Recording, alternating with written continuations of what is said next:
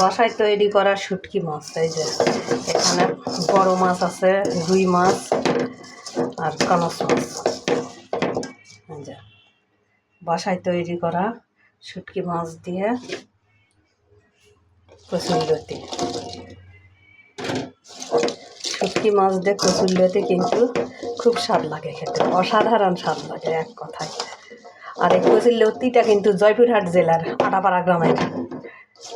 এই যে আটাপাড়া থেকে আমি কচুরলতি নিয়ে এসেছি, সেগুলো এখন রান্না করতেছি বাসায় তৈরি করা শুটকি মাছ দিয়ে। বড় বড় শুটকি মাছ, এই যে কানস মাছ মানে শিং মাছ, রুই মাছ, এগুলো দিয়ে কচুরলতি দিয়ে রান্না করতেছি শুটকি মাছ দিয়ে।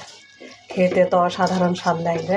শুটকি মাছ দিয়ে কচুরলতি কার কার পছন্দ? আমার তো খুব পছন্দ। শুটকি মাছ দিয়ে এভাবে কচুরলতি রান্না করে কে কে খেয়েছেন কমেন্ট বক্সে জানান।